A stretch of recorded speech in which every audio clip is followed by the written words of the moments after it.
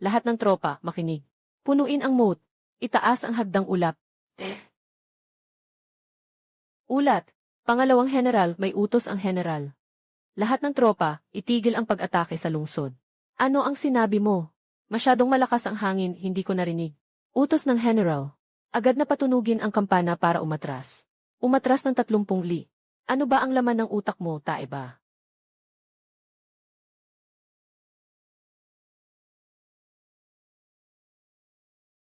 Layo ka. Ginoo General. Naabot na ng pangunang unit ang tarangkahan ng lungsod. Mag-withdraw na tayo ngayon.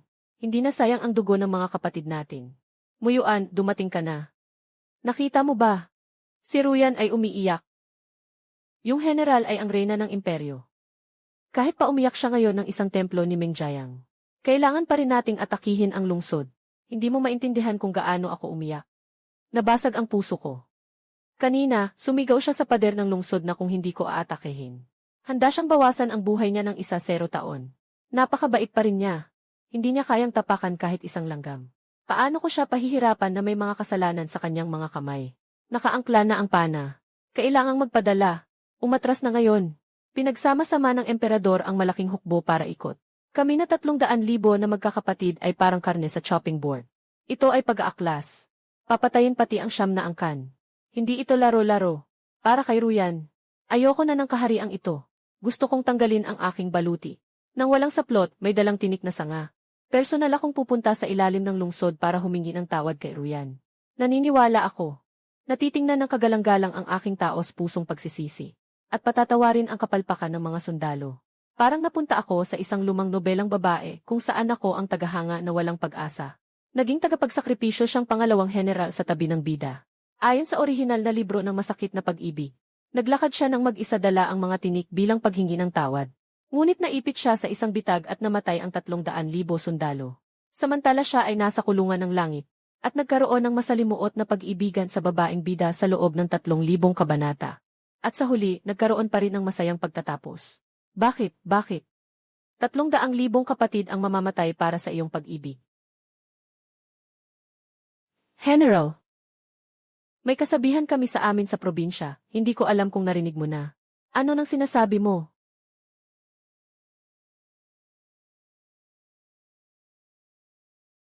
Ang taong sunod-sunuran, sa huli ay wala nang matitira.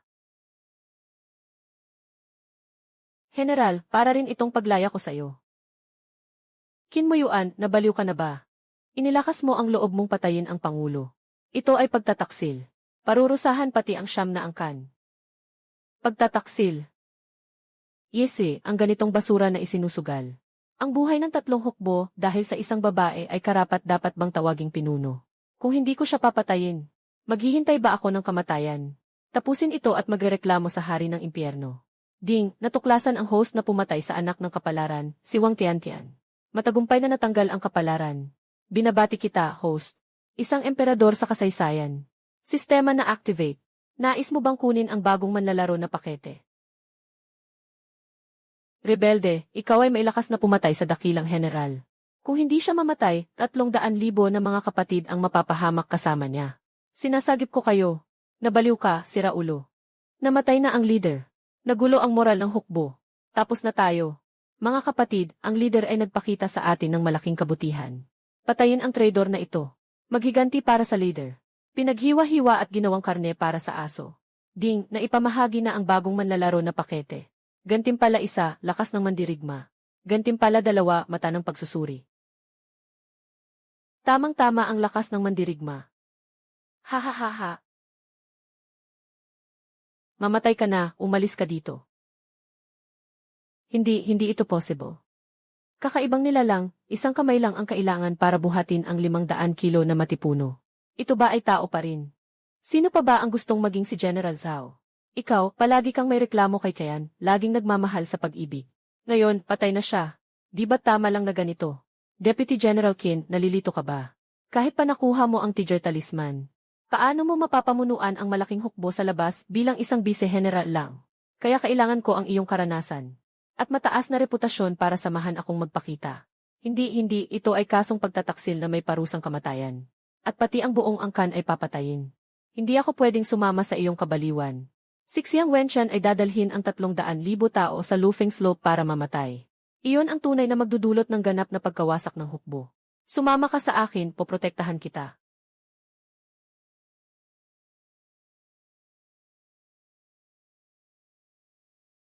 Lahat ng sundalo, makinig. Si Wenqian ay patay na. Ako ang pumatay sa kanya. Anong general ang namatay? Ang batang ito ay nag-alsabal. Patayin siya para sa paghihiganti ng general. Sumisigaw kayo ng paghihiganti. Pero alam niyo ba kung ano ang balak ng minamahal ninyong dakilang general? Kanina, makipagsabuatan kay Ivintin para sa pagtataksil sa bayan. Nakipag-alyansa sa kaaway sa likod ng mga linya, si Li. Layuning ilagay sa panganib ang aming 300,000 hukbo. Pagtaksil sa bayan. Paano ito posible? Akala niyo ba ginawa niya ito para lang umatras at magpahinga? Umamin siya sa kanyang sariling bibig. Para lang mapasaya ang masamang reyna. Gusto tayong dalhin lahat sa Lufengpo na 30 milya ang layo. Ang Lufengpo ay isang lugar na napapaligiran ng bundok. May 100 lang palabas. Nakaabang na ang Imperial Guard ng Emperador doon. Kapag inalis natin ang ating mga baluti, ang naghihintay sa atin ay libu-libong palaso. Isang tiyak na kamatayan. Si dakilang general ay handang ipagpalit ang lahat para sa isang babae. Gusto niyang ipagkaloob ang ating mga buhay para sa gantimpala. Kung hindi kayo naniniwala, tanungin niyo si General Zhao. Kung si Xiang Wenqian ay hindi ba naakit ng isang babae? Tama ang sinasabi ni Pangalawang General Qin. Talagang gusto ni Xiang Wenqian na dalhin tayong lahat sa kamatayan. Ayaw kong mamatay. Hindi ako magiging sakripisyo ng pagiging Alipores. Hindi ko lang siya papatayin. Bubuhayin ko pa kayo. Aagawin natin ang napakalaking kayamanan. Handang mamatay para sundan. General Qin, si Liu Ruyan. Ang galit ng 300,000 katao. Gagamitin ko ang buhay mo para punan ito. Lahat ng sinasabi niya, puro kasinungalingan. Mga kapatid, huwag kayong maniwala sa mga panlilinlang ng mga rebelde. Si General Gu ay para sa malaking kabutihan. Pagkatapos ay sisihin tayo ng palasyo. Kailangan nating lipulin ang siyam na angkan. Sabay-sabay tayong umatake. Patayin natin siya at ibigay sa emperador. Hindi lang tayo nagkasala. Makakatanggap pa ng posisyon at titulo. Binuksan ng sistema ang mata. Makakatanggap pa ng posisyon at titulo. Wang Hu, ang tinutukoy mong pag-angat sa posisyon at titulo. Ay tama ba? Noong nakaraang buwan, binenta mo ang mga panlamig ng mga dating sundalo. Para makuha ang 5,000 layang silver. Ano ang sinasabi mong walang katotohanan? Mga kapatid sa hukbong nakaraang buwan ay namatay sa lamig ng higit sa 20. Gusto niyo bang malaman kung saan napunta ang bulak? Nasa pribadong imbakan sa malaking bahay ni Wang Hu sa lungsod. Naging puting kulay na pera. Wang Hu, ikaw. Ibalik mo ang buhay ng mga kapatid ko. Masarap ba ang tubig sa tuyong balon sa kanluran ng lungsod, Zhang Biao? Hindi ba dumating ang mga multo ng 3 pamilyang iyon sa gabi para humingi ng hustisya? Pero nandyan ka pa rin, demonyo. Li Taijun. Ang mga kapatid na kumakain ng buhangin sa bigas ay duguan ang bibig. Ang taba mo siguro ay dahil sa pag-inom ng yelo at niebe. Papapatayin kita.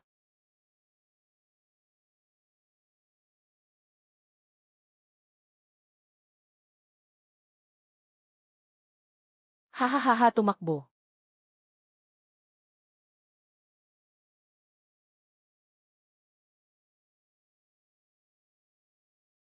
Sa tingin ko malinaw na ang paliwanag ko. Nalinis na ang basura. Ipinaalam na rin sa inyo ang daan.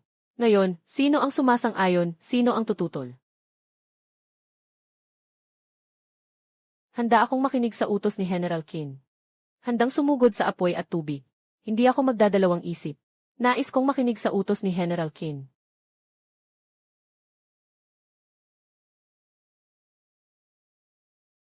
Tayo ba ay magtatakas? Walang kwenta, binaril ni General Qin si Commander Xiang. Isang napakalaking kasalanan. Hindi ka tatakbo, hihintayin mo bang putulin ang ulo mo? Tapos na tayo. Naghihintay pa ang nanay ko sa aming bahay para magpakasal ako. Ngayon ay naging rebelde na ako. Mamamatay ang buong pamilya. Isara ninyong lahat ang mga bibig ninyo. General! Dumating na ang oras ng pagdiriwang ng watawat. Kilalang kilala ito, di ba? Ito ang kautusan ng kapayapaan na hiniling mula sa hangal na si Xiang Wenqian. Nakasulat dito na basta't umatras tayo. At kusang humingi ng tawad. Hindi na tayo pagbabayarin ng emperador. Hindi na pagbabayarin. Kaya hindi na ba tayo mamamatay? Ha ha ha ha. Naniniwala ba kayo? Yung emperador na pati mga kapatid niya ay pinatay na. Hindi pa rin titigil sa amin na maihawak ng espada. Huwag kang magdahilan o tumding. Basta't ibaba nyo ang mga espada nyo. Para kayong karne sa kahoy. Sa oras na yon, ang mga magulang nyo sa bahay. Lahat ay ipapadala bilang sundalo sa malayong lugar. Lumayo ng 1,000 hakbang. Walang pag-asa. Gusto mo bang mamatay ang buong pamilya? Simula ngayon, wala na tayong ibang daan pabalik. 2 landas lang ang nasa harap natin. O papatayin tayo tulad ng mga aso. Sumama kayo sa akin at pasukin natin. Nakita niyo ba ang lungsod na iyon? Iyan ang pinakamayamang lugar sa Daang Chu. Kapag nakuha natin ito, ang pera ay sa inyo, ang mga babae ay sa inyo, at ang mundong ito ay sa inyo rin. Sige, laban na. Nanakaw ng pera, pagkain at bahay ang emperador na iyon. Sumalungat siya, nanakaw pa ang mga babae. Sumalungat, sumalungat. Sumalungat, buong hukbo ay makinig. Ibalik ang sibat. Ngayong gabi, dadalhin ko kayo sa silid-aklatan ng emperador para tumakbo ng kabayo. Kuya Wenqian, bakit hindi ka pa dumarating? Hindi mo ba sinabi na magdadala ka ng palaso bilang paghingi ng tawad? At luluhod sa ilalim ng lungsod para humingi ng kapatawaran sa akin? Gusto mo ba akong hayaang maghintay sa malamig na hangin na ito ng matagal? Kaharian ng reyna. Malamig at malakas ang hangin sa gabi. Mas mabuting bumalik ka na sa palasyo. Hindi ligtas sa labas ng lungsod. Tumahimik ka, ano ang alam mo? Darating na si Kuya Wenqian para kunin ako. Ito ay tunog ng libu-libong sundalo. May malaking puwersa ng kaaway na papalapit.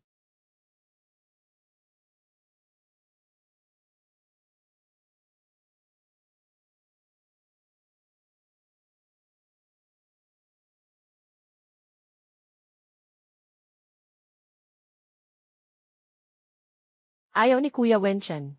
Matagal akong pinaghintay pero dumating na siya. Kagalang-galang na reyna.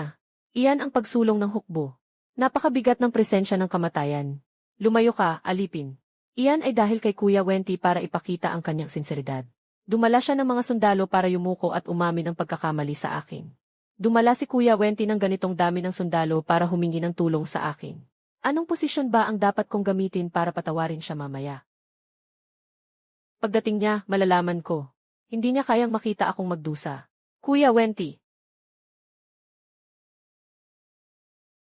Hindi ka isang piyesa ng pamilyang Xi. Sino ka ba?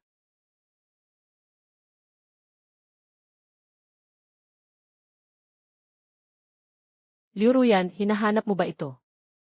Kim Mo-yuan, bakit ikaw? Tanungin mo si Kuya Wenqian. Papasukin mo siya para makita ako. Para makita ka, ibinuwis niya pati ang buhay niya. Kahit pati buhay niya ay inilagay sa panganib. Kung gusto mo siya, tutulungan kitang makamit iyon. Ito ang personal na token ni Kuya Wenqian. Patay na si Xiao Wu. Hindi siya ay Diyos ng digmaan. Sino ang makakapatay sa kanya? Huwag kang umiyak, pangit pakinggan. Hindi ba't handa kang gawin ang kahit ano para sa kanya? Bakit hindi ka tumalon para makasama siya sa libingan?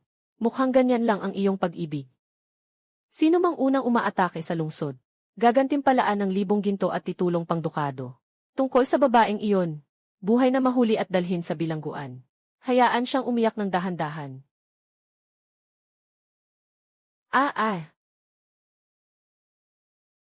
Sino mang humadlang sa akin ay mamamatay.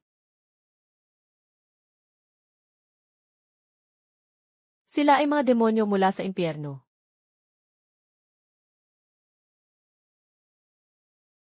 Mahusay ang plano ni Haring. Basta't si Wang Tian ay bumaba ng sandata ngayong gabi. Makukuha natin ang mga mambubuno sa bitag natin. Yenwei, Wang Tian. Isa lang siyang tanga na nilalaro at pinaglalaruan ng babae. Sige, tingnan natin ang oras. Tapos na ang palabas ni Liu Ruyan. Siguro, nakaluhod na siya sa labas at umiiyak na. Kapag naibalik na ang kapangyarihan sa hukbo sa hari. Ang hari ang tunay na may huling salita. Anong gulo, anong kinatatakutan? Baka si Wenqian na ang pumunta. Paupuin siya at pilitin na pumasok na nakaluhod sa harap ko. Haring, hindi maganda ang nangyari. May malaking problema. Pumanaw si Wenqian. Hahaha, patay na. Baka si Liu Ruyan ang gumawa nito. Yithi, mas malupit pa siya kumilos kaysa sa akin. Hindi ko na kailangang kumilos. Hindi. Ang reyna ay may rebelyon. Nerebelde ako ng mga sundalo.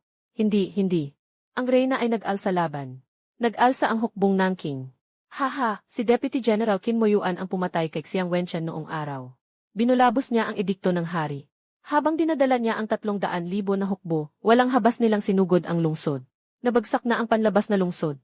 Sino ang sinasabi mong Qin Moyuan? Yung sumusunod lang sa likod ni Xiang Wenchen. Mahinang pangalawang general na parang karning pantakip-sunog. Pinatay niya lahat ng mga general. Parang baliw si Qin Moyuan. Sabi niya ngayong gabi ay matutulog siya sa inyong silid-aklatan. Walang pakundangan ipinasa sa gobernador ng Siyam na pinto. Mahigpit na ipagtanggol ang loob ng lungsod. Gusto kong makita kung may 3 ulo at 6 na braso siya. Tulong, hindi ba sinabi na umatras ang mga tropa? Bakit ka nandito? Nabasag ang binti ko, nabasag ang binti ko.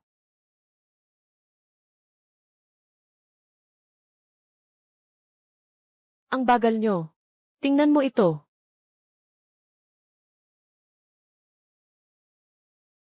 Bumuga ng mga palaso, patayin siya.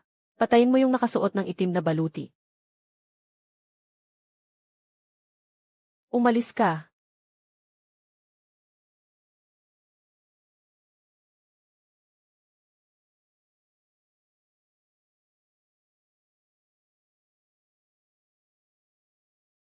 Anong balak mo? Anong ginagawa mo, Gifinen? Siyempre, hihiramin ko ang mga ulo ninyo. Para sa malaking seremonya ng aking pag-akyat sa trono, maglalatag ng pulang karpet. Bakit kailangan pang dalhin ang misis? Kahit ang mga kabit hindi na dadalhin. Si Qin, ang baliw, ay sumira na sa labas ng lungsod. Kung hindi pa kayo tatakbo, wala nang buhay ang pamilya ninyo. Si Jiang Wenchen, ang tamad na iyon. Para sa isang babae, nagbuwis ng buhay. At naitaboy pa ang 300,000 na sundalo. Noong una, nang si Xiang Wenchen ay umalis sa digmaan. Hindi ba't isinulat mo ang tula na parang siya ay si Hu Kubing? Ngayon, tila nagtatakip ka na ng maayos. Anong oras na? Nasa gyera pa rin kayo sa loob. Ngayon ang pinakamahalagang bagay. Paano natin mapipigilan si Qin Moyuan? Sa tingin ko, mas mabuting makipagkasundo na lang. Magbigay tayo ng alok sa kanya, bigyan siya ng pera. Kahit na ipagkaloob pa si Liu Ruyan sa kanya. Tama, mga taksil at rebelde nga sila. Kapag binigyan ng kaunting pabuya, magiging maayos na sila. Gawing hari ng ibang apelyido siya. Mapapanatili ang kaharian. Ipahayag sa hari ang labas na bayan. Nadakip ang labas na bayan. Ano, kalahating oras lang ito. Ang pader sa labas ay 3 talampakan ang taas. Paano nangyari ito ng ganito kabilis? Hindi naman siya umakyat sa pader. Para siyang hindi tao. Alam niya ang lahat ng nakatagong sulok sa plano natin ng depensa. Ang inabandunang kanal na 10 taon nang nakatago ay eksaktong natagpuan niya. May pakikipagsabuatan ang mga rebelde sa loob at labas. Nawala na ang Wang Cheng. Paano natin lalabanan ito? Malinaw na sinusunod nila ang estratehiya. Ipapaalam natin ito sa kanyang kamahalan.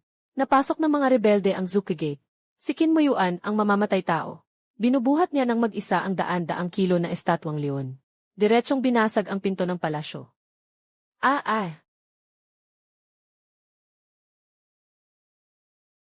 Lahat ng hukbong pang-impyerno ay nagkagulo. Hindi nila mapigilan, talagang hindi nila mapigilan. Tapos na, malaking halimaw na hari. Tumakbo na kayo, sabi niya na binasag niya ang pinto ng palasyo. Ngayon, malayo na siya sa. Gaano pa kalayo? Nasa ilalim ng mga baitang.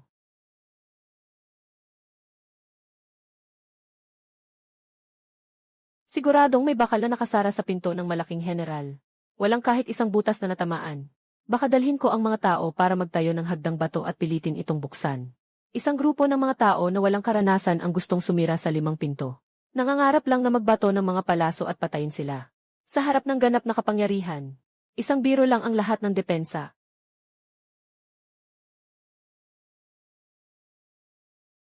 Nasaan ang unit ng mga matalinong makina?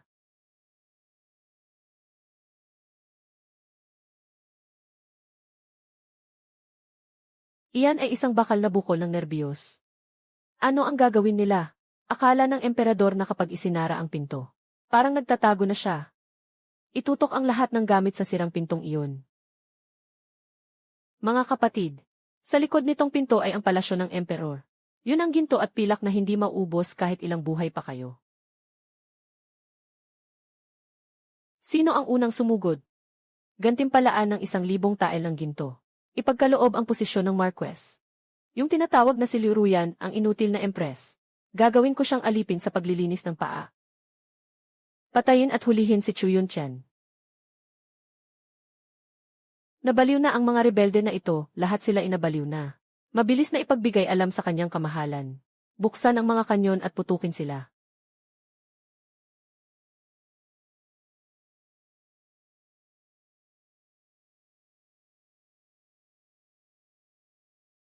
Buksan ang pinto, umatake.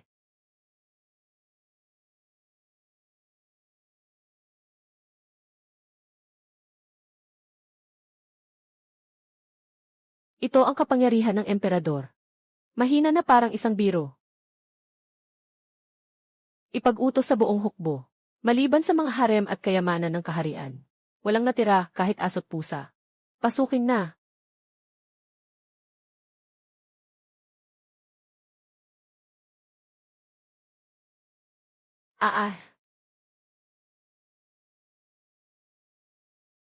Huminto ka, Qin Muyuan. Ikaw, taksil na ministro. Nasa harap ang Jinluan Hall. Nagmamadali kang pasukin ang palasyo. Hindi ka ba natatakot sa galit ng langit? Kidlat at kulog ang parusa. Kahit pasanin ko ang buhay ng 300,000 kaluluwang nagdurusa. Hindi ako matatakot sa kulog ng langit. Kung gusto mong maging tapat na lingkod, tutulungan kita.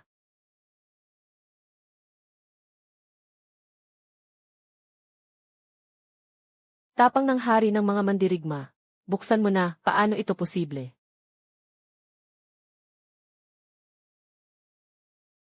Ikalawang round, palitan mo ang sandata mo.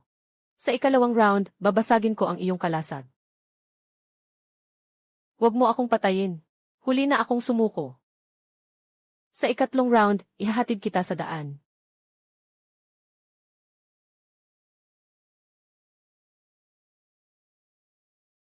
Maawa ka, General Qin. Maawa ka, sumusunod lang kami sa utos. Lumayo ka.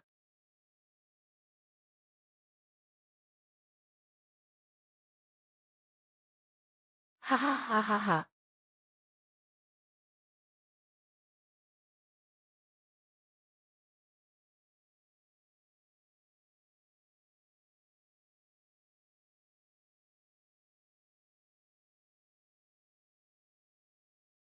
Ha ha ha ha ha. Bakit hindi nagsasalita si Chu Yuntia nang makita ako? Kanina ang dami mong binabasto sa akin, di ba? Walang hiya, Qin Muyuan. Alam mo ba kung ano ang ginagawa mo? Ito ang palasyo ng Jinluan. Dala mo ang kutsilyo at pumasok dito. Ito ay pagpatay sa hari. Ito ay isang malaking paglabag sa batas. Ako ang emperador. Sa aking ulo ay may proteksyon mula sa langit. Kung sino man ang mga has nasaktan kahit isang hibla ng buhok ko. Ako ay parurusahan ng langit. Parusa mula sa langit sa emperador. Huwag kang lumapit, magbabantay ako. Magpaputok ako ng dugo para pigilan siya. Magligtas kay Chu Yuntian. Sigurado ka bang hindi ka baliw? Kung totoo ngang may mata ang langit, di ka na sana mapapasa akin dito. Kung sasabihin mong may tadhana talaga sa mundo, yung taong tulad mo na takot lang gumawa ng masama sa likod ng babae, malamang unang makakatanggap ng parusa mula sa langit. Mapapalo ng kidlat hanggang mamatay. Buksan mo ang mga mata mo at tingnan mo sa labas. Nakuha na ng mga sundalo ko ang kabisera. Ngayon, ang buhay mo ay sa akin. Ang iyong kaharian ay sa akin din. Anong kabaliwan ng tadhana? Nasa kamay ko ang espada. Ako ang tadhana. Nagbago na ang panahon ng emperador. General Qin, may sasabihin ako. Alam kong nagdusa ka. Siksiyang Wuqian na hangal. Ang pagpatay mo ay nakapagpasaya sa lahat. Basta umatras ka lang. Ipapasa kita bilang hari ng isang salita at kasama sa balikat. Hatiin natin ang kaharian. Kung kailangan mo ng pera, bibigyan kita. Ibigay ang lupa sa lupa. Pati ang asawa ko ay ibibigay ko sa iyo para hatiin ang mundo. Chu Yunchen, baka nakaupo ka na dito ng masyadong matagal. Nawalan ka na ng bait. Ang buong kabisera ay mga sundalo ko. Ang mundong ito ay talagang nasa kamay ko na. Bakit ko kailangang hatiin ito sa iyo? Akala mo ba ako ay parang tanga? Palagi mong sinasabi na ikaw ay tama. Pero yung mga ginawa mo, alin dito ang mukhang gawa ng tao? Taon ng Tianyuan 3. Baha sa Timog Jiangnan. Mga tao ay kumain ng mga anak ng bayan bilang sakripisyo. Inagaw mo ang 2 milyong tael na pondo para sa relief. Para lang ayusin ang Zhaixinglo ni Liu Ruyan. Taon ng Tianyuan 5. Nagiging mahigpit ang labanan sa hilagang hangganan. Tinanggihan mong magpadala ng mga damit na panlamig sa unahan. Dahil dito, 3,000 nating mga sundalo ang namatay sa lamig. At ngayong beses, naglatag ka ng bitag sa 50,000 na mga Imperial Guards sa Lufengpo, na magreresulta sa pagkamatay ng 300,000 sundalo na nagbabantay sa ating mga hangganan. Lahat sila ay mapapaslang. Bawat isa sa mga ito. Alin ba dito ang hindi labis na kasamaan, na ikinagalit ng tao at Diyos? Pakinggan ang tagapaghatid na ilahad ang mga kasalanan ng maharlikang hangal, na nagdulot ng pagkakaisa ng galit ng bayan. Tumataas ng 5,000 ang suporta ng bayan. Ako ay niloko lamang ng mga traidor na ministro.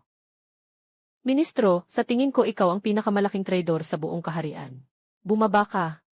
Bitawan mo, ano ang gagawin mo? Layo ka sa akin. Ay, aray.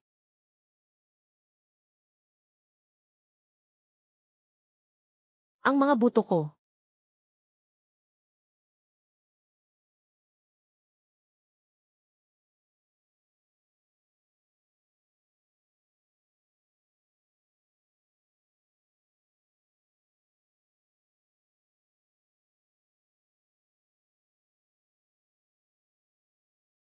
Ang lugar na ito ay talagang matigas. Hindi kasing komportable ng kama sa kampo ng hukbo namin. General Qin. Lahat ito ay hindi pagkakaintindihan. Lahat talaga ay hindi pagkakaintindihan. Siksiyang Wencha na traidor ang may gawa nito. Siya ang palaging bumubulong sa akin. Sinasabi niyang may pagtataksil si Qin Moyuan. Naniwala ako dahil naloko ang puso ko. Ako ay inosente. Ikaw ang pumirma sa utos para kontrolin ang Yulin Army. Ang mga tagapatay sa Lufeng Slope ay ipinadala mo. Ngayon, nakalagay na ang kutsilyo sa lig mo. Naalala mo na inosente ka. Saan ka na noon? Babaguhin ko agad. Basta't hindi mo ako papatayin. Agad kong ipapasa ang trono sa iyo. Ang utos na ito ay magiging lehitimo lamang kung ako ang sumulat. Kung pinatay mo ako, ibig sabihin yan ay pag-aagaw ng trono. Hindi maganda ang reputasyon yan. General Qin. Reputasyon ni Chu Yunchen. Sa tingin mo ba na nakarating ako dito sa Golden Palace? Para lang sa mga peking pangalan. Ang kasaysayan ay sinusulat ng mga nanalo. Pag namatay ka na, gusto kong isulat kung paano ko gusto. Sinasabi ko na ikaw ay bigla ang namatay. Ikaw talaga ay bigla ang namatay. Ding, nag-trigger ng pangunahing misyon. Patayin si Chu Yunchen. Mga Ginoo. Kakakita lang natin ng magandang palabas kanina. Gusto kong itanong sa inyo kung ano ang inyong mga saloobin. Matagal nang hindi nasisiyahan ang General Qin sa hari na ito. Ngunit kami bilang mga tagapaglingkod, ay hindi makatanggi. Napatalsik ng General Qin ang mga plano ng hari. Talagang parang si Zuj na nabubuhay. Para sa ating dakilang Chu, nagdala siya ng bagong simula. Mighty General Qin. Mabuhay ang General Qin. Kung ganito na lang ang pagkamuhi ninyo sa hambog na hari, bibigyan ko kayo ng pagkakataon na maghiganti. Ipapasa ko na sa inyo ang kanyang buhay.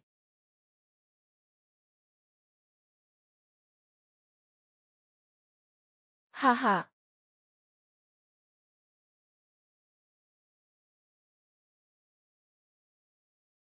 Marahil ay hindi alam ng mga ministro.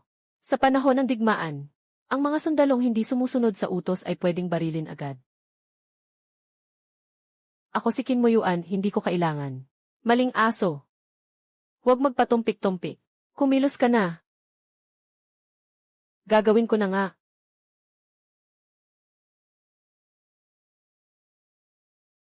Hindi pa ba kumikilos ang mga rebelde?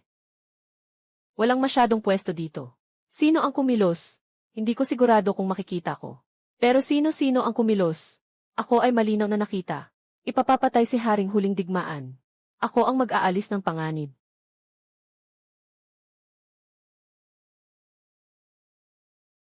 Ah.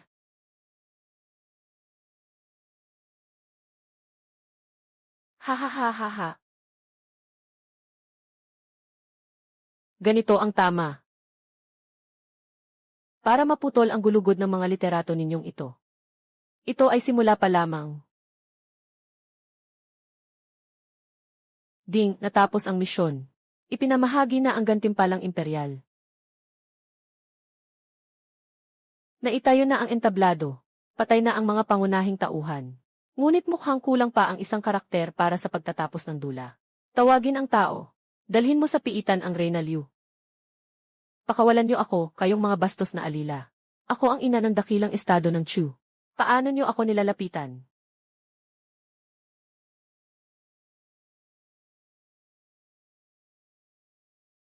Kayo. Nakakatawa pa kayo na tinitingnan ang kahihiyan ko, Diffie. Bakit si Kinmuyuan ang nasa harap? Ang laki ng loob mo. Iyon ay ang trono ng dragon. Paano ka nakasampa dyan? Bilis, bumaba ka na. Sabi ko, Emperatrice Liu. Nasira na ba ang ulo mo? Hindi mo pa naiintindihan ang sitwasyon. Ang sitwasyon, tanungin si Tian Jej, siya ang dakilang Diyos ng laban sa Chu. Basta dumating siya. Kamatayan ang nakalaan sa mga traidor at rebeldeng tulad mo. Payo ko sa'yo, maging matalino ka. Dali, yumuko ka at umamin ng pagkakamali. Ihigpit ang sarili mong mga kamay at humingi ng tawad sa hari. Baka pa man ay mapanatili ka pang buo. Yumuko ka at umamin ng pagkakamali. Hindi ba ganoon? Ako ang pinakamarangal na babae sa dakilang Chu. Mahal nila ako at pinoprotektahan. Tama at makatuwiran.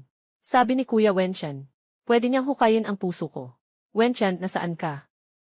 Hari, may nananakot sa iyo. Sige na, Ginoo. Huwag ka nang sumigaw, matagal ka nang nananaginip. Panahon mo nang magising, gusto mong makita sila, di ba? Tumingin doon.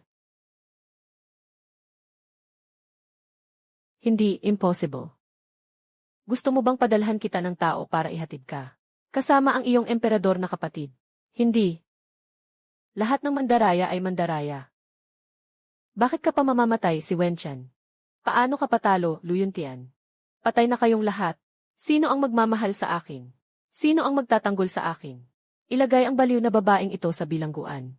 Huwag siyang hayaang mamatay. Gusto kong mabuhay siya sa isang bangungot na hindi siya magigising. Sandali.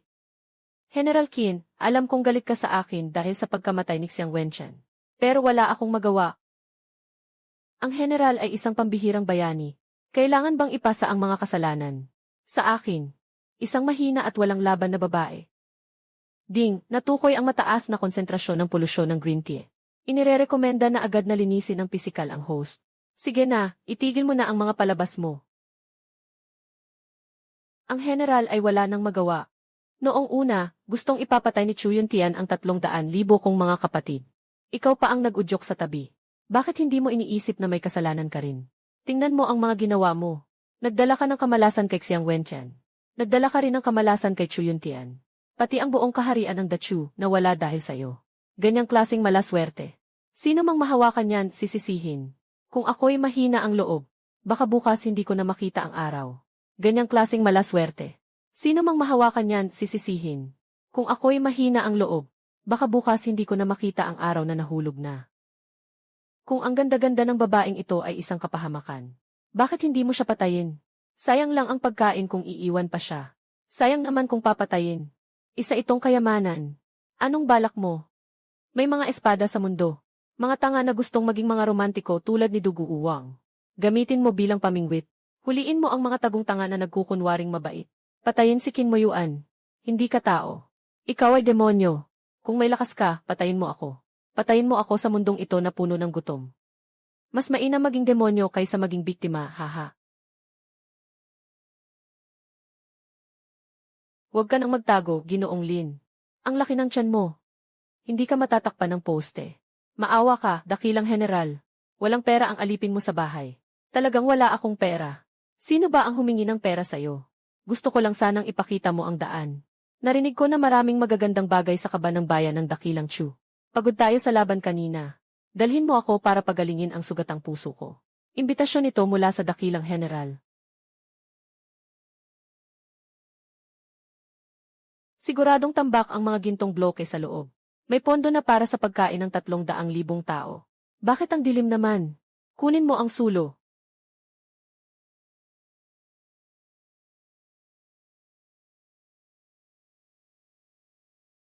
Wala.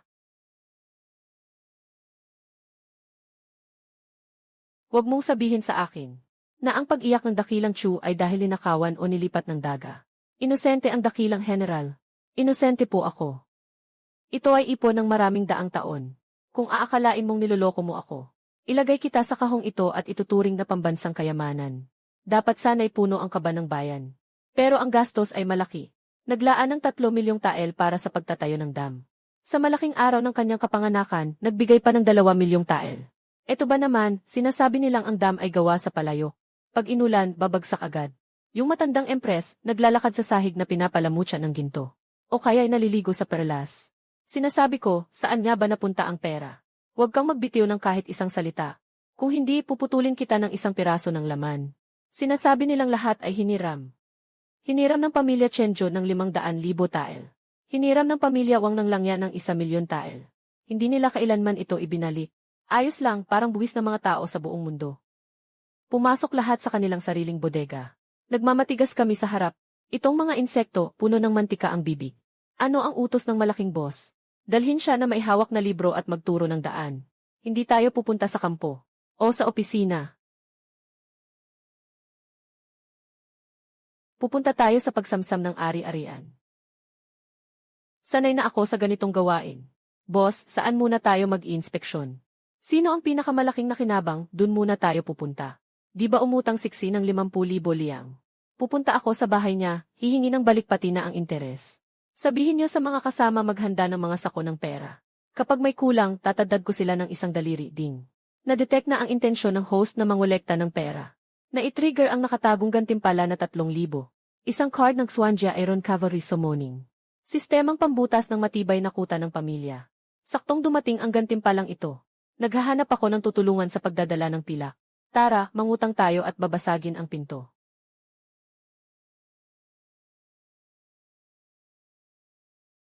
Kasama namin si General Xiang sa pakikipaglaban sa mundo. Bakit naman ibibigay ang serbisyo sa isang batang walang karanasan? Sino siya para magmalaki? Kahit si General Xiang ay patay na. Mukhang mahihirapan tayo sa mga susunod na araw. Tumayo kayong lahat ng tuwid. Kapag may nagreklamo pa, papatayin ko kayo. Bobo. Patingkarin niyo ang mga mata niyo, mga kapatid. Ngayon, mabuti ang pakiramdam ko, boss. Magpapakita ako sa inyo ng isang magic. Magic, boss. Kaya mo pa palang gawin yan. Magpapalit ba ako ng inihaw na manok o babae? Magpapalit ako ng langit na mandirigma. Haha,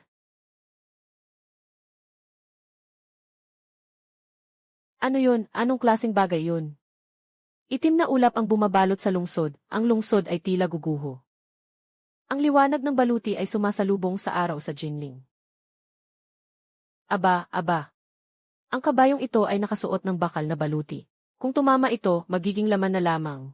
Mga kabalyero sa baluting itim, humarap sa aming Panginoon. Ito ay isang himala, isang himala. Ang dakilang pinuno ay isang Diyos na bumaba mula sa langit. Sundin ang dakilang general, banal na utos mula sa langit. Lahat ay tumayo at malinaw na tingnan ito. Ito ang personal na gwardya ng general, ang Swanjia Riders. Basta sundin niyo ako ng maayos. Sa hinaharap, lahat ay makakasuot ng ganitong baluti. At makakasakay ng ganitong kabayo. Huwag matakot.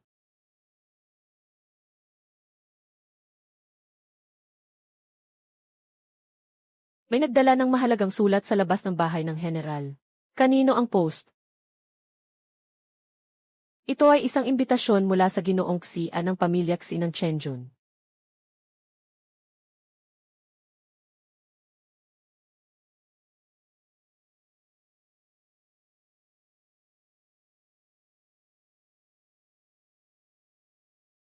Mahal na prinsipe, ang aming Panginoon na si Xian ay nagdaos ng salu-salo sa kanyang bahay.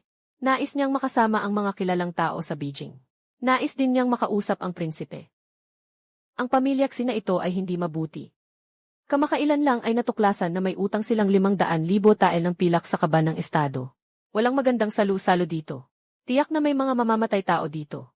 Ito ay isang hongmen na salu-salo. Kung hindi, dapat tayong magdala ng tao para sila'y pabilisin. Huwag magmadali, General Wang. Ang pamilya Xi ay isang tanyag na pamilya ng Dachu. Ang pinuno ng pamilya ay nag-anyaya sa inyo sa salu-salo bilang paggalang sa regent. Paano wala ng lakas ng loob ang prinsipe na dumalo sa salu-salo? Yung matandang tuso sa Xian, mukhang naghahanda na siyang magtakda ng mga patakaran sa akin pagkatapos mamatay ang emperador. Sa hapagkainan, gusto niyang magbigay ng mga alituntunin. Pumupunta ba ang prinsipe o hindi? Bigyan mo ako ng malinaw na sagot. Lahat ng kilalang tao sa kabisera ay sabik na naghihintay. Paano naman ang dakilang general? Talagang pupunta ba siya sa salu-salo? Hindi ba't parang tupa na papasok sa bunganga ng tigre iyon? Kung ganoon sila kamagalang na inimbitahan tayo sa pagkain, dapat tayong magdala ng mga angkop na pasalubong. Ilang antigong bagay ang dalhin ng prinsipe bilang pasalubong. Walang hindi nakita ang pamilya Xi. Ipasa ang utos. Lahat ng mga sakay ng Xuanjia, sumakay na. Sumama kayo sa akin sa salu-salo.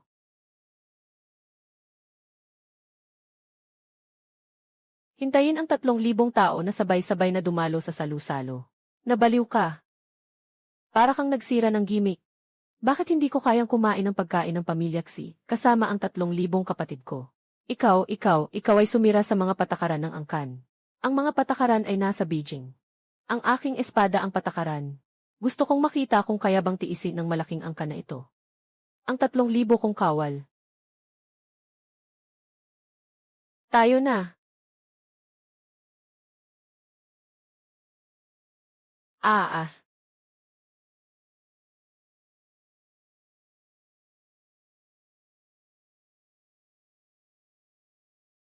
Panginoon, ang alak ng pamilyang Xi ay hindi masarap inumin. Si Xian na matandang tuso ay malinaw na naglatag ng patibong. Inimbitahan niya ang lahat ng kilalang iskolar at tanyag sa lungsod bilang kasama, para gamitin ang mga alituntunin at etiketa laban sa iyo.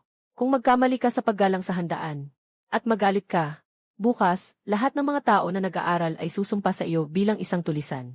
May dala tayong kutsilyo. Natalo rin tayo sa opinyon ng publiko. Changfeng, masyado kang maraming nabasang libro. Naging matigas na ang isip mo. Gusto nilang makipag-usap sa akin tungkol sa mga batas at alituntunin. Sige, susundin ko sila. Sinasabi nila ang tungkol sa mga batas. Ako ang nagsasalita tungkol sa pisika. Gusto kong makita kung matibay ang kanilang mga bibig, o kung matibay ang mga kabayo ko na may 3,000 na kabayo. Ah.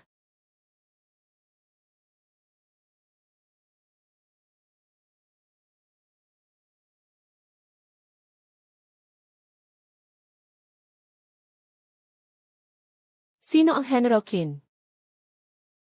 Nabulag ang iyong mga mata. Hindi pa nga ako kilala. Siya ang regenteng prinsipe. Pasensya na. Nakahanda na ang aking ama ng inumin at pagkain sa bulaklak na bulwagan. Matagal na naming hinihintay. Pakiusap, regenteng prinsipe, pumasok po kayo.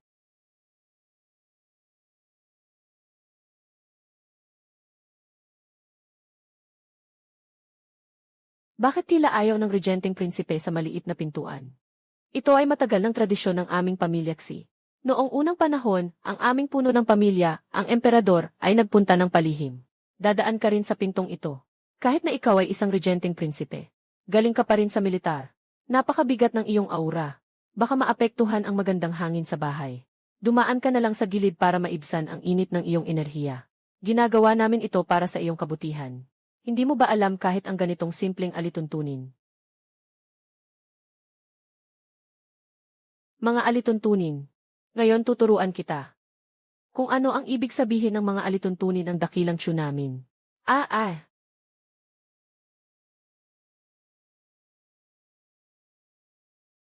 Anong gagawin mo?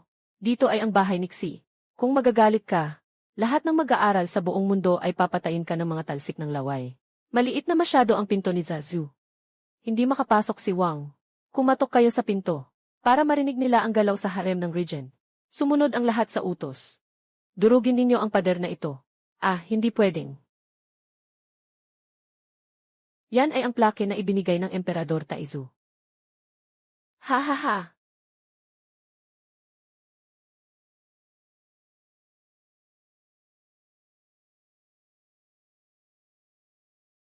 Anong nangyayari sa labas? Ganoon kaingay. Nakakahiya naman. Huwag kang magalit, Ginoong Xi. Siguradong ang mga bastos na sundalo ang nagiging magulo sa labas. Hintayin mo lang silang pumasok. Ituturo natin sa kanila ng maayos. May pumapasok na. Pumapasok na.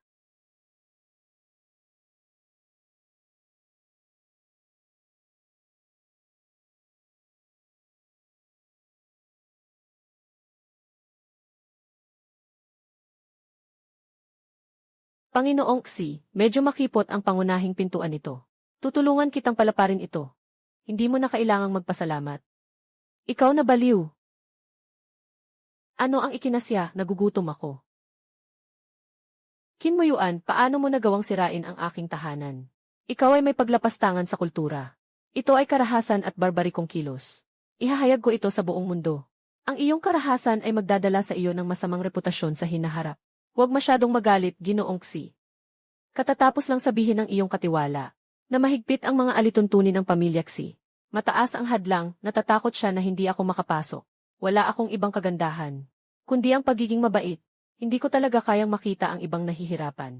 Kaya naisip ko, kung maliit ang pinto, tutulungan kitang palakihin ito.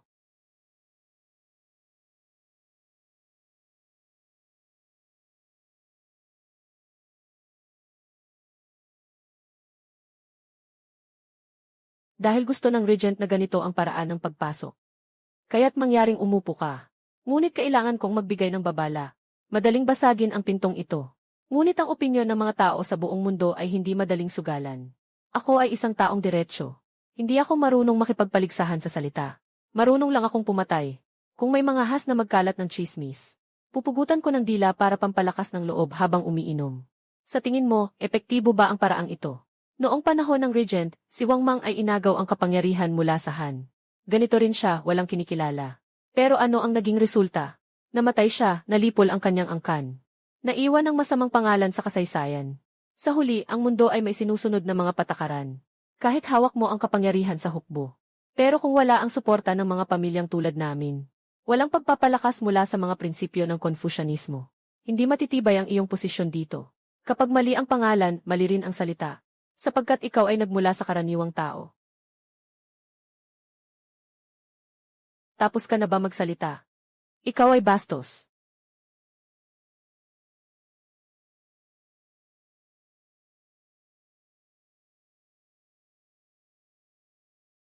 Hindi ako dito para pakinggan ang iyong klase sa kasaysayan ngayon.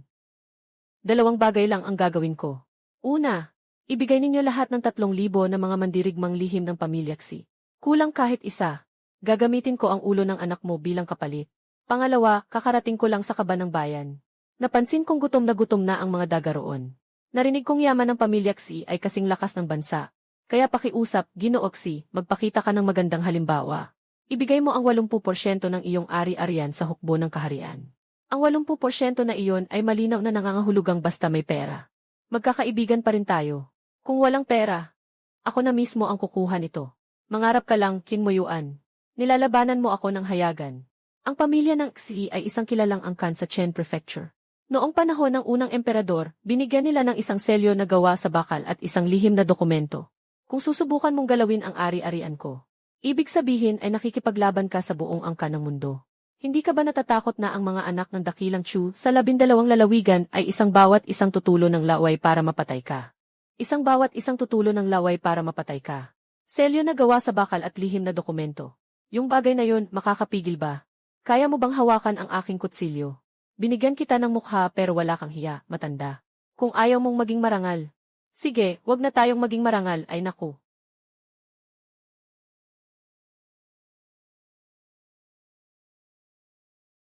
Ang ulo ko, ikaw na baliw.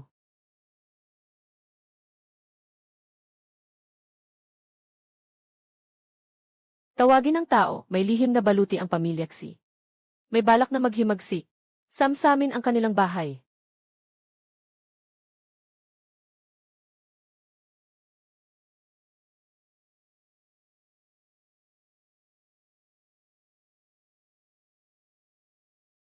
Ginoo, ngayon ay bumagsak na ang pamilya Xi. Sumuko na ang mga opisyal. Nasa kanilang kontrol na ang ekonomiya, sundalo at armas. Kung nais mong maupo sa posisyong ito, isa lang ang salita. Kahit na ang mga mambabasa ay hindi sumasang-ayon. Nakaangat ang espada sa lig nila. Kailangan nilang sumunod at walang magagawa. Ang trono na ito ay sobrang init sa puwit. Ngayon, umupo na ako. Parang pinapasok ko ang sarili ko sa apoy. Sa timog, ang hari ng Wu ay nagre-recruit ng mga sundalo. Sa Hilaga, ang Panginoon ng mga lobo ay nag-aasahang makipaglaban. Ngayon, tinawag na akong emperador. Maliban sa kasiyahan, kailangan ko ring dalhin ang mga batikos. Bigyan ng dahilan ang mga hari ng mga dayuhan. Ang Panginoon ay may malalim na pagpaplano. Ako'y hangal. Gamitin ang emperador para utusan ang mga pangulo. Ito ang tunay na pinakamataas na lihim na plano. Pumunta ka at dalhin mo sa akin ang mga kamag-anak ng emperador sa tanggapan ng mga royal clan. Lahat sila. Hindi pwedeng mawala ng hari ang bansa kahit isang araw. Kailangan nating humanap ng bagong maskot, sundin mo. Uuwi na ako. Hahanapin ko si nanay. Huwag niyo akong papatayin, ayaw kong mamatay. Lesiu. Sobrang laki niya, masyadong maraming iniisip, mahirap alagaan. Sobrang talino, madali siyang hindi ma-please.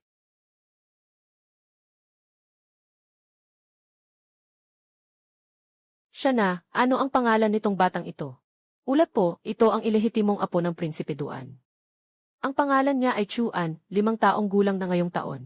Ang kanyang tunay na ina ay isang alipin na naghugas ng paa. Narinig kong hindi siya masyadong matalino. Ha. Hindi matalino, ha. Hindi matalino, ayos lang. Ha, gusto ko ngayong medyo tanga. Maging tanga at makinig ka. Simula ngayon, ikaw na ang emperador ng Dachu.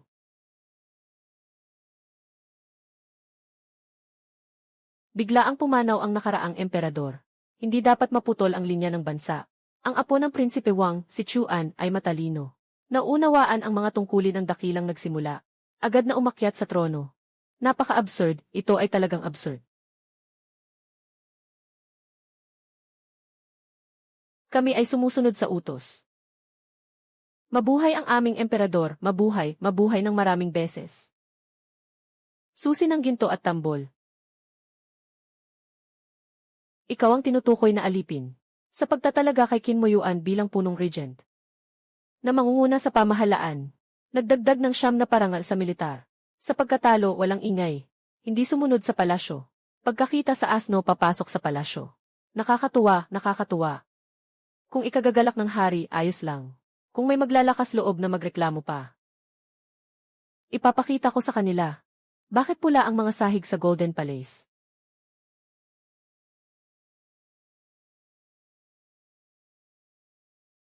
Sumusunod sa tradisyon ang prinsipe. Unang araw ng bagong hukbo. Kailangan mong magsagawa ng 3 pagkakaluhod at 9 na pagyuko. Pagkatapos ay makinig sa pagbasa ng utos ng kagawaran ng seremonya. Mag-alay sa langit at lupa at ipahayag sa mga opisyal. Sa lahat ng ito, kailangan ng hindi bababa sa 3 oras. 3 oras. Ginoong Zhang, sa tingin mo ba ay wala akong ginagawa? Huwag kalimutan ang mga ritual. Ito ay batas ng ating mga ninuno. Kung masisira ang mga alituntunin, paano natin mapapamahalaan ang mundo? Tama na, manahimik ka. Ano ang katwiran? Ang mga tao ay dapat makakain ng mabuti, iyon ang pinakamahalagang katwiran. Noong itinatag ng iyong mga ninuno ang mga alituntunin, siguro hindi ko inakala na may magwawalis ng mesa sa mundong ito. Ngayon, nakaupo ako dito. Ang sinasabi ko ay batas. Ikaw, nilalait mo ang dangal ng karunungan. Ngayong araw, mamamatay ako sa haligi na ito. Bilang paggalang sa mga alituntunin. Kung gusto mong mamatay, tutuparin ko ito para sa'yo. Hilahin siya palabas at parusahan ng 80 palo sa likod. Hayaan siyang maramdaman kung ano ang tinatawag na alituntunin. Bitawan mo ako ay opisyal ng korte. Qin Moyuan, maglakas loob ka.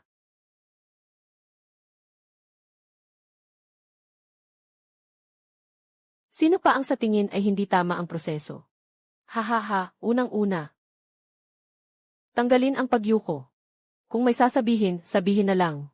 Ikalawang ulat, tanggalin ang mga walang kwentang salita na lampas sa 100 salita. Walang ginagawa na maayos. Papasukin ko sa kanya ang ulat na iyan. Yang mga matang pabaliktad ang tingin. Kapag inulit pa, baka hindi na bumalik sa dati. Inosente po ako, kamahalan.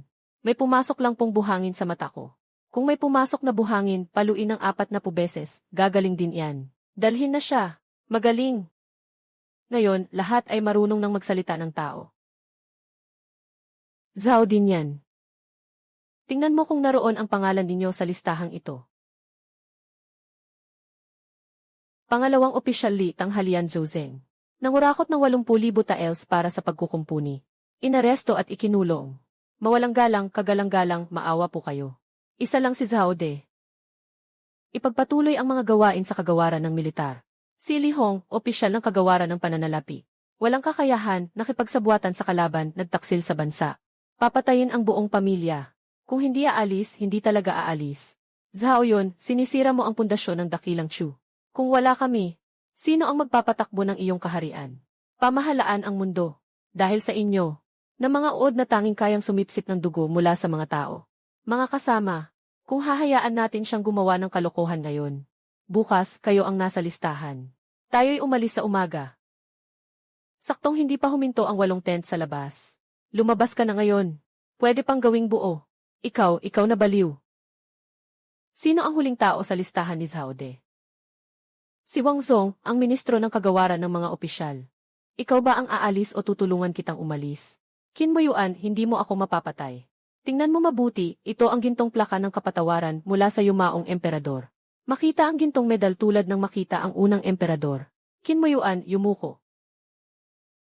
Ang mga patakaran ng unang emperador. Sa harap ko, walang halaga ang mukha ng unang emperador. Ha ha ha ha ha.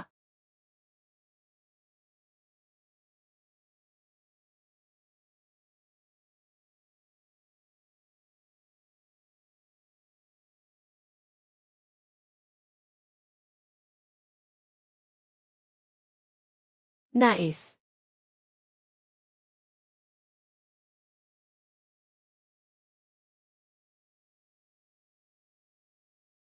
Si Wang Yuan, ang ministro ng kagawaran ng panloob, ay walang ginawa kundi maghintay. Gusto niyang magbenta ng posisyon. Tanggalin sa pwesto at imbestigahan. Hindi na muling tatanggapin. Si Zhang Qing, ministro ng rights, ay nagdulot ng kapahamakan sa bansa. Hindi marunong magbago. Tanggalin sa pwesto at ipadala sa Hanlin Academy para mag-ayos ng mga dokumento. Ministro ng Public Works. Inosente po ako, mahal na hari. Tapat po ang matandang lingkod sa punong kusinero. Ang katapatan sa kanyang bibig ay laging handang saksakin ka sa likod. Ang mga salaping iyon ay galing sa mga tao sa ibaba. Kinuha ng matandang ministro para tulungan ang iyong relasyon, haring anak. Tulungan ang relasyon. Gamitin mo ang posisyon mo sa gobyerno para iangat ang koneksyon ng iyong pamilya.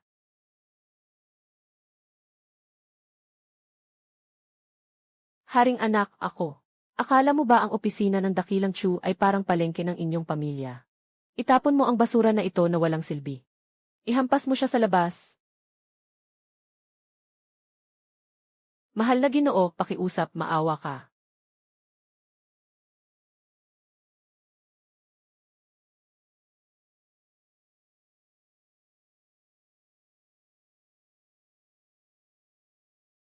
Ituloy mo ang pagbabasa. Ngayon ay ipapahayag ang bagong listahan ng mga ministro. Bagong ministro ng mga ugnayang panlipunan, si Chen Shai mula sa Yongzhou. Si Chen Shai, ang matigas na asno na may 7 ranggo. Bagong ministro ng mga gawaing pampubliko, si Lu Ban, ang general ng mga gawaing pang-construct. Isa-isa lang ang mga ito, mga walang kwentang kabubuhan. Para kang nagbibiro sa buong mundo. Ang mga taong ito, mga mababa ang pinagmulan. Hindi marunong magturo. Paano nila kayang gampanan ang mabigat na tungkulin? Pinapayagan mong mga karaniwang tao ang maging kalihim. Ito ay magulo sa pamumuno. Ano ba kung mahirap ang pinagmulan nila? Kayo na mga tinatawag na mayayamang angkan. Bukod sa pagiging korap at tumanggap ng suhol, may 3 asawa at 4 na kabit, at nagtatag ng mga samahan para sa sariling interes. Ano pa ang kaya ninyong gawin? Yung si Chen Shai, 3 taon niyang pinamunuan ang pagbaha. At ang mga tao ay namuhay ng mapayapa. At kayo, maliban sa pag-inom ng alak sa kabisera, hindi pa rin nila alam ang pagkakaiba ng sibuyas at trigo. Yung manggagawa na si Lu ay nakagawa ng isang water wheel na pwedeng maglakbay ng 1,000 milya araw-araw. At nakapag-ayos ng mga bomba. Pero kayo, nakatutok lang sa mga nakalathalang tala. Iniisip kung paano mapapasok sa bulsa ang pondo para sa pagtatayo ng dam. Ang aking pamahalaan ay hindi kailangan ng mga inutil na puro salita lang. Ang kailangan ko ay yung makakapagpakain sa mga tao ng sapat. Yung makakapagpanalo sa amin sa laban. Basta kaya niyang gawin ang trabaho. Gagamitin ko siya, pero kung hindi kaya, kahit si Hari o Diyos pa ang magrekomenda, papalayasin ko siya.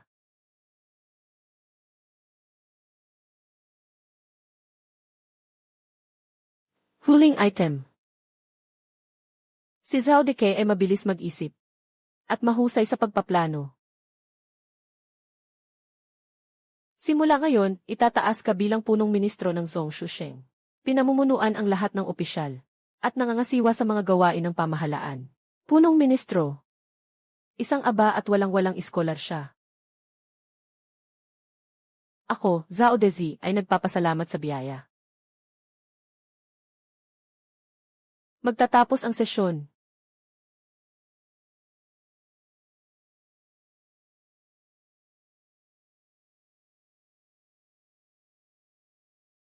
Hindi ka pa kumakain. Mga nanghihina ang mga binti, parang mga babae.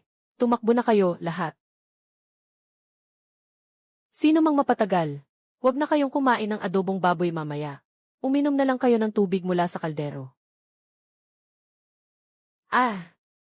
Kain pa rin ang karne. Sugod para sa adobong baboy. General, ang paraan ninyo ay tunay na kamangha-mangha. Dati, ang pamahalaan ay nanghuli ng mga malalakas na lalaki para sa hukbo. Ngayon, kapag sinabi lang na ito ay hukbo ng kin, ang pila ng mga nais sumali ay umaabot pa sa labas ng tarangkahan ng lungsod. Ito ang tinatawag na materyal na insentibo. Ang pakikipag-usap tungkol sa pagmamahal sa bayad sa mga sundalo ay walang saysay. Ipasok mo ang karne sa kanilang bibig, at ipamigay ang salapi sa kanilang mga kamay. Doon lang sila talagang magbibigay ng kanilang lahat.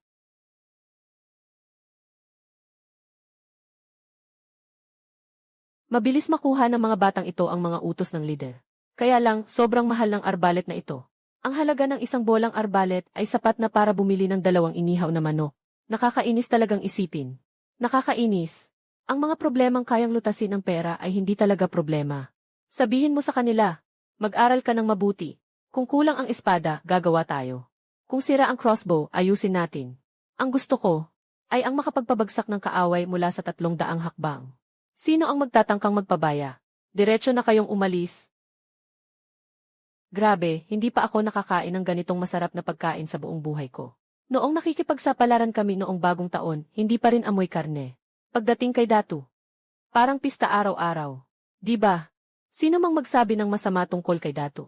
Ako ang unang magpuputol sa kanya. Ang buhay namin ay para kay Datu mula ngayon. Ipinapangakong tapat na maglilingkod kay Datu.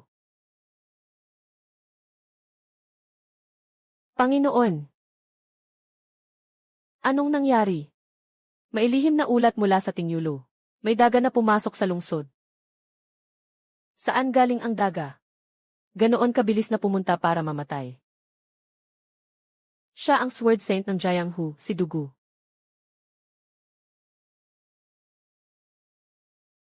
May naglagay ng 100,000 taels ng ginto bilang pabuya. Bibiliin ang iyong ulo. Si Dugu, ang matandang magnanakaw, ay nagbanta na maghahatid ng katarungan. At ililigtas si Liu Ruyan. Isang tao at isang espada, nakatawid na siya sa Tiger Pass. Hindi higit sa 100 milya mula sa kabisera.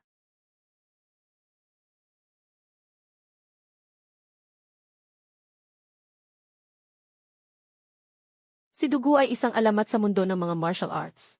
Sinasabing isang espada ang nagputol ng ilog at kumuha ng ulo ng general. Aalis na ako upang ipagtanggol ang kampo at protektahan ang hari gamit ang Suanja Cavalry. Anong kinakabahan ka, Di? Mandirigmang espada. Alamat ng mga martial artist. Anong panahon na ba to? Nagpapanggap pa rin na lone hero. Akala niya siguro ito ay nobelang wuxia. Basta mataas ang kanyang galing. Pwede niyang baliwalain ang lahat. Tagapaghatid ng utos ng hukbong makina. Ihanda ang daan-daang mga makapangyarihang pana. No.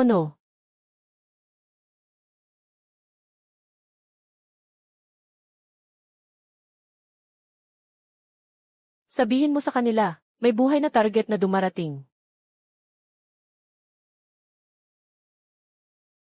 Regente ng Dakilang Chu.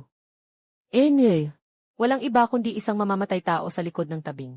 Para sa katarungan ng Dakilang Chu. Ngayong gabi, ako na ang magpapatupad ng katarungan ng langit at papatayin ang traidor na tulad mo.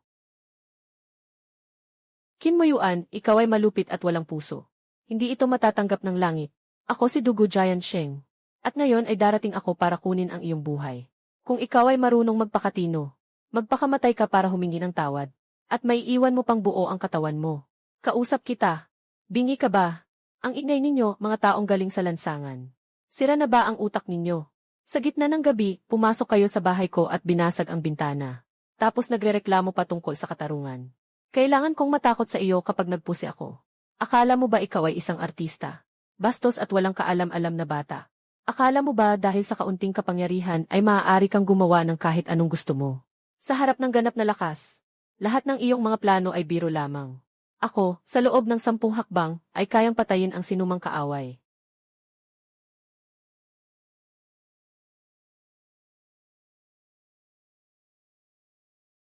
Ano?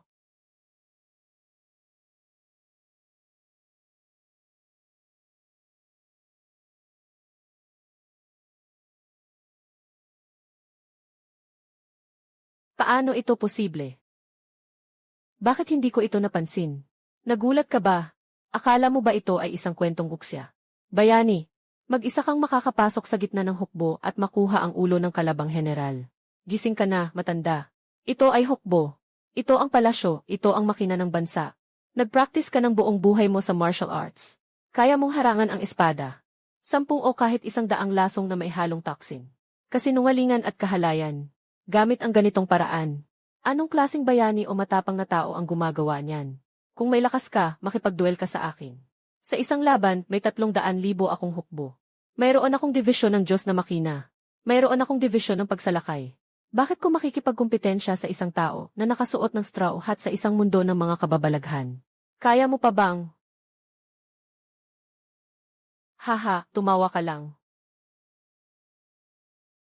Kahit na ang mga mababang kalibre at karaniwang sundalo ay nais sumira sa aking protektadong enerhiya. Nangarap ka lang.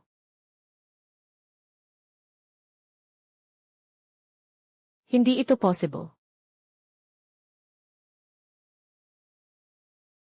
Diyos ng Wulin. Sa harap ng Shen Qiying, ikaw ay isa lamang bahagyang mas matibay na target. Malaking problema ang balita sa Regent.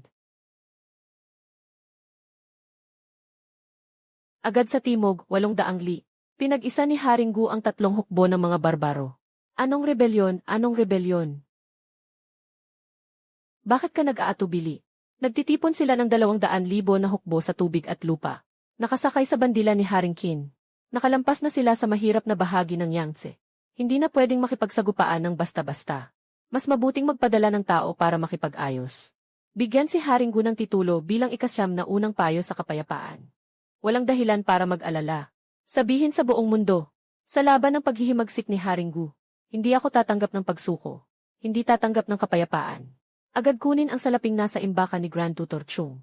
I'll raid at gawing sandata. Gawing pagkain, walang palalampasin na oras. Lahat agad, bilis. May utos ang dakilang general. Sino mang magpabagal sa utos ng hukbo? Diretsyong ipapasok sa baril at papaputukin. Pabilisin ang paggaling ng mga kutsilyo sa kampo. Ang pupuntahan natin sa Jiangnan ay para pumatay.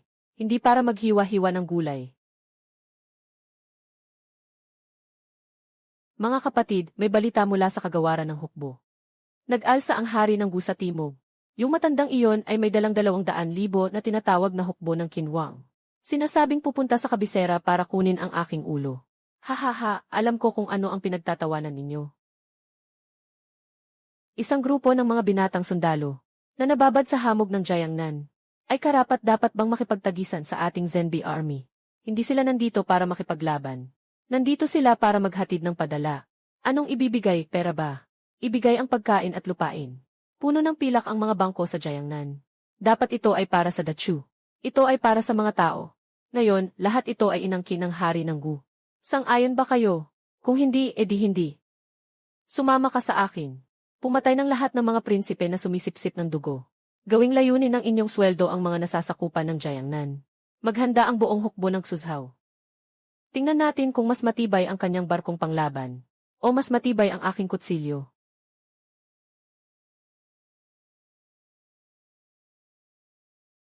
Mahal na Ginoo. Naghihirap ang mga tao. Nahihirapan ang mga tao kung ipagpapatuloy ang laban na ito. Muli na namang magdurusa ang Jiangnan. Ang mundo ay parang isang pasyenteng may mga nakakalason na bukol. Ang hari ng Gu ang pinakamalaking bukol. Kung hindi natin aalisin ang bulok na laman, hindi kailanman magiging maayos ang mundo. Itago mo ang iyong pusong puno ng awa. Ako'y isang karaniwang tao. Isa siyang isang mananakop. Alam ko lang, na kailangan mong putulin ang mundo gamit ang espada. Para makamit ang tunay na kapayapaan. Magbigay ng utos. Lahat ng tropang panguna, magkaisa at sumugod ng mabilis. Huwag hayaan na maghintay si King Gu ng matagal. Hindi na ako makapaghintay na marinig ang sagot. Narinig ko ang boses niya na nagmamakaawa sa akin habang nakaluhod siya.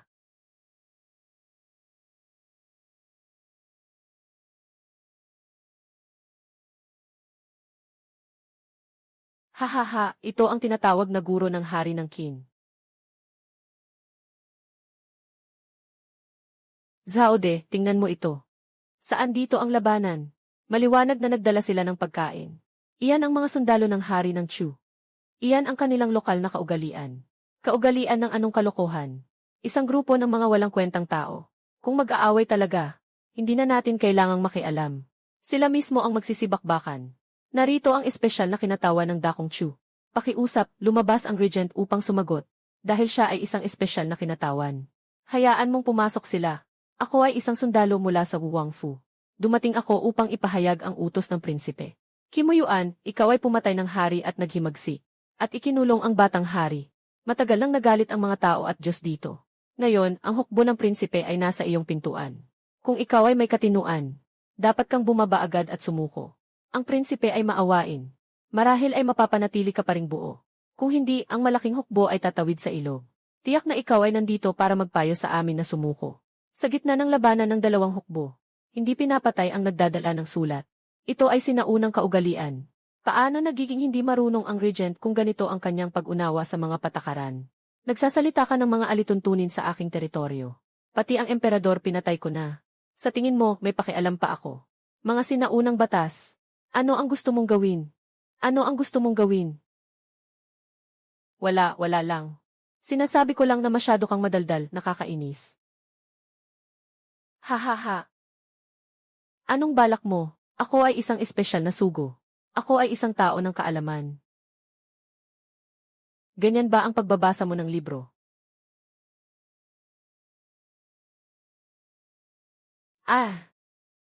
Ang tenga ko. Ibalik mo ito sa bangka. Magbigay ka ng isang salita kay Haring Gu. Kung gusto niya ako, hayaan niyang siya mismo ang pumunta. Magpadala siya ng isang inutil para guluhin ako. Ganito ang magiging resulta. Nakita mo na ba? Nasa gitna ang kampo ni Haring Gu. Sa kaliwa si Haring Chu. Nasa kanan ang hari ng Huinan. Bagaman tinatawag na alyadong hukbo ang tatlong pamilyang ito, malayo ang pagitan ng kanilang mga kampo. Mga hukay pa ang ginawa bilang depensa. Isa lang itong grupo ng mga taong nagkukunwaring magkakaisa, pero hiwalay ang puso. Lahat sila ay gustong panatilihin ang kanilang lakas. Kapag sinalubong ng matinding atake, tiyak na magtutulungan silang sirain ang isa't isa. Tama, kung hindi nagkakaisa ang puso. Wala nang saysay pang maglaro ng anumang taktika sa kanila. Sa harap ng ganitong malaking agwat ng lakas, anumang palamuti ng taktika ay sobra na. Sa harap ng ganitong malaking agwat ng lakas, anumang palamuti ng taktika ay sobra na. Ipasa ang utos. Ipadala ang lahat ng Xuanje Riders at Xianjun sa unahan. Mag-focus ka. Tumutok sa gitna. Parang paghiwa ng tokwa. Gupitin mo ang kampo ng gitnang hukbo nila. Ngayong gabi, magpapainit ako sa kampo ng hari ng Gu. CJ. Tara, ipakita natin sa mga barumbadong ito kung ano ang tunay na labanan.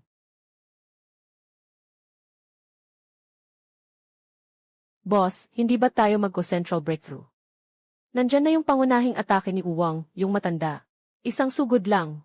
May tatapon ko na ang ulo niya bilang bola. Bakit ka nagmamadali, diretso na lang? Gawa yan ng mga walang kwentang tao. Kahit manalo pa tayo, ilang kasamahan natin ang mamamatay. Dahil ito ay digmaan. Kailangan gumamit ng utak. Zhao Hu, nakikinig sa utos, narito na po. Bibigyan kita ng 5,000. Ang mga magaan na kawal ay huwag sumugod sa hanay. Mahigpit na kapit sa Qingshui County. Tandaan. Atakihin lang ang lungsod, huwag sirain ang lungsod. Hahaha. Palakasin ang ingay, para maramdaman ng matandang si Uwang, na mawawalan siya ng kabuhayan. Hehe. Sige, pupuntahan ko na ang luma at sirang bayan na iyon. Halika. Ngayon, mag-inom tayo ng masaya. Bukas, talunin ang kaaway. Mahal na Ginoo, may masamang balita. Hindi natin nakuha ang mga Qin. Nahati ang ating mga sundalo at umatake sa Qingshui County. Ang Qingshui County ay ang ating imbakan ng supply. Imbakan. Baka hindi na natin ito mapanatili. Punong-puno ng mga palaso ang langit. Kasuklam-suklam at walang hiya. Bakit hindi sumusunod sa karaniwang taktika ang tulisan na si Qin? Kapatid Wang, ang paraan ng paglalaro niya ay kakaiba. Ang supply ay ang buhay ng hukbo. Nawalan tayo ng 200,000 sundalo sa Qingshi County. Bukas, kakain lang tayo ng hangin mula sa hilagang kanluran. Mabilis na magpadala ng tulong. Handa akong pumunta, General. General Li, binigyan ka ng hari ng 80,000 na veteranong sundalo. Hindi gumalaw ang pangunahing puwersa ng mga magnanakaw ng Qin. Nagpadala lang sila ng 5,000 tao para sa isang panlilinlang. Parang naghahanap lang sila ng kamatayan. Huwag mag-alala, Ginoo. Tinitiyak ko na lulutuin ko ang mga 5,000 na ito na parang siomai. At dadalhin ko ang ulo ng mga magnanakaw ng Qin sa inyo. Hahaha, mga magnanakaw ng Qin. Hinahanap mo ang sariling kamatayan mo. Nahuli na.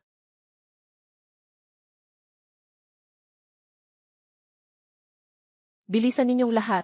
Huwag hayaang makatakas ang 5,000 maliit na daga. Walang 80,000 sundalo, nahuli ang 5,000 tao. Parang ginamit ang malaking kutsilyo para patayin ang manok. Yeswe, yung lalaking may apelidong Qin ay hindi man lang marunong sa estratehiya ng digmaan. Ngayon ang araw ng kanyang kamatayan.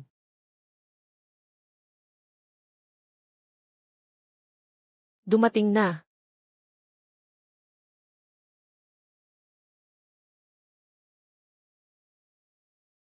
Maghanda, unit ng mga makinang pandigma.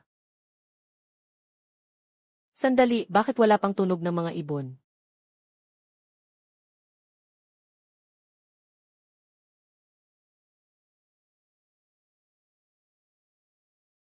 Sino ka? Ah!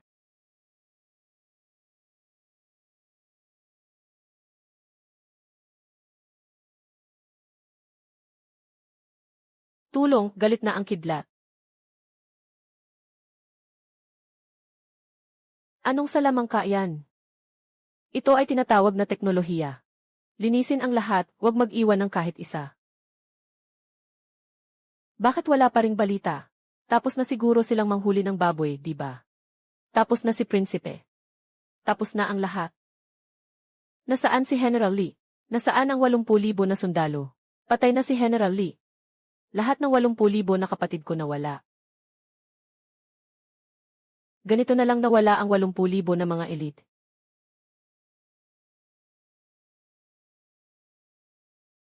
Talagang na-forecast ni Dato ang lahat. Pag-ikot at pag-atake sa paligid.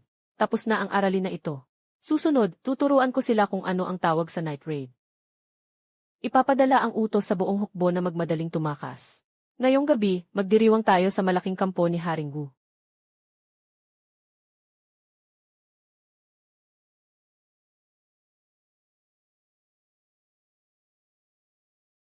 Nagbago na ang hangin. Nasa tulong pa rin ang langit sa akin, yung matinding langis sa sistema ng mall. Para labanan kayo. Naglabas ako ng malaking puhunan. Ngayon, mararamdaman ninyo ang kapangyarihan ng makabagong teknolohiya.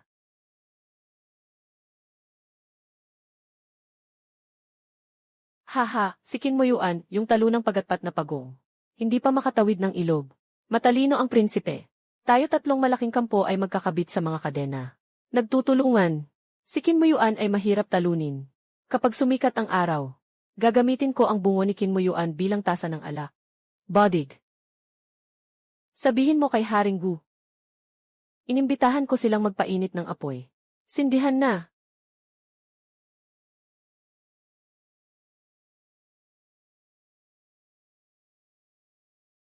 O, may bumagsak na bola ng apoy mula sa langit.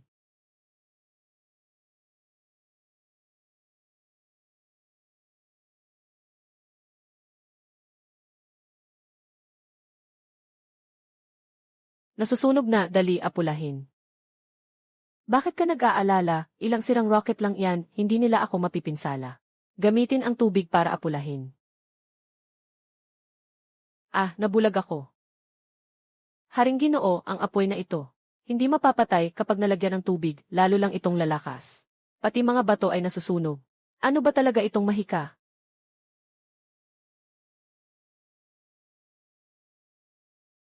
Tumakbo na, sumabog na ang kampo.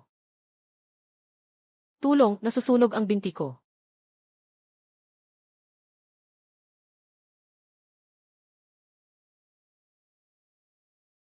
Tapos na. Lahat ay tapos na, tumakbo na.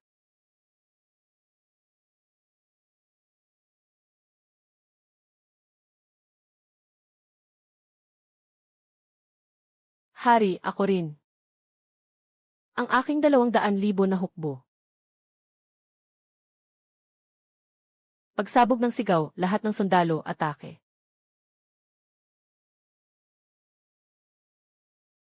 Mga kapatid, may utos ang ating bansa. Lahat ng nakatayo, putulin ang ulo. Huwag patayin ang mga nakaluhod, sumugod. Ha ha ha.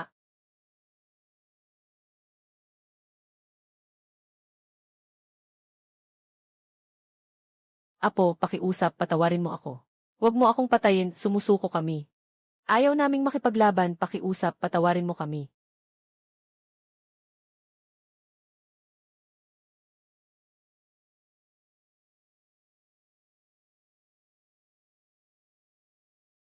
Ang apoy na ito ng aming Panginoon. Baka sirain nito ang lakas nila na inipon sa loob ng 10 taon. Pagkatapos ng labang ito, wala nang sundalo sa timog na magtatangkang lumaban. Kasalanan nila iyon. Kung naglakas loob silang magpakita ng kuko, dapat handa silang maputulan. Kung naglakas loob silang magrebelde, dapat handa na sa posibilidad na masunog hanggang sa maging abo. Iutos kay Zhao Huna. Huwag magmadaling manghuli. Itaga ang mga bulsa. Hintayin ang umaga. Pupunta ako sa guho ng hari ng Gu. Upang marinig siyang tawagin akong tatay. Tatay. Patawarin mo ako, dakilang pinuno, patawarin mo ako.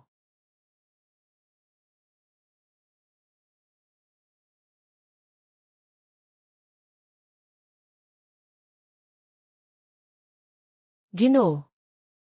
50,000 bihag. Kulang ang supply ng pagkain. Mas mabuti pang lahat sila'y patayin. 50,000 bihag. Kulang ang supply ng pagkain. Mas mabuti pang lahat sila'y patayin. Sayang naman kung ililibing silang buhay.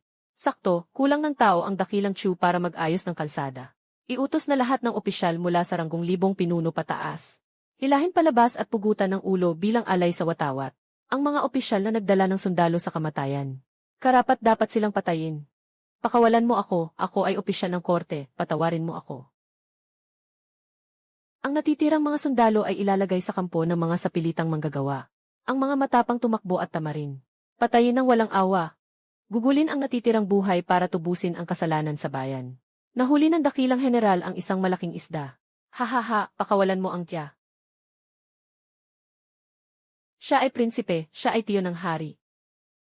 Kayong mga traidor na mandarambong, nangahas kayong magpakita ng kawalang galang sa akin. Tiyo ng hari, hala. Sa harap ng dakilang general, isa kang hangin lang. Uy, hindi ba ito ang kanyang kamahalan na hari ng Gu? Kahapon ay gusto mo pang putulin ang aking ulo. Ngayon ay lumuluhod ka na para magsalita. Mali ang pagkakaintindi mo, General Qin. Lahat ito ay isang hindi pagkakaunawaan. Si Haring Chu ang nanlilinlang sa akin. Tayo ay iisang pamilya. Ako ang nakababatang kapatid ng yumaong emperador. Huwag kang mag-isip ng masyado, ako'y ulila. Wala akong maraming kamag-anak. Hindi, ako'y isang prinsipe. Hindi mo maaring ipagkatiwala ang 200,000 na sundalo sa ganito. Hindi mo sila maiiwan ng ganito, sayang ang pagkain ng dako. Isang pag-aaksaya ng mga suplay. Lahat ng sundalo, makinig. Linisin ang lugar ng labanan. Bumalik sa kabisera. General, tingnan ninyo ang eksenang ito. Noon kapag pumapasok tayo sa lungsod, parang nakakita ng multo ang mga tao, nagsasara ng pinto't bintana. Ngayon, parang nakita nila ang sariling ama.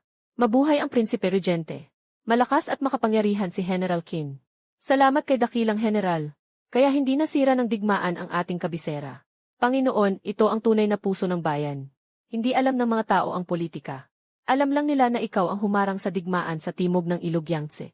Sapat na iyon. Ding, tumaas ang iyong star points ng 50,000. Nakuha ng host ang titulong tagapangalaga ng dakilang kusinero. Hindi ko inakalang ako, isang kontrabidang tirano, ay magiging tagapagtanggol ng isang dakilang kusinero balang araw.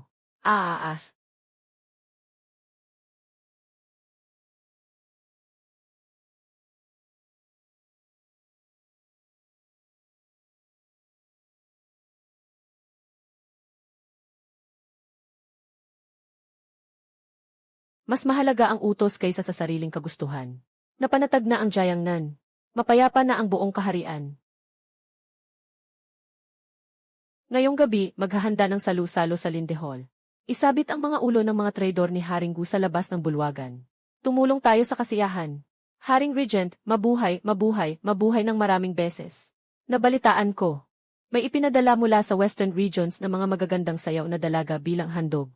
Kasabay ng isang laban. Panahon na para mag-relax. Ipag-utos na. Hindi uwi hanggat hindi nakainom ng husto.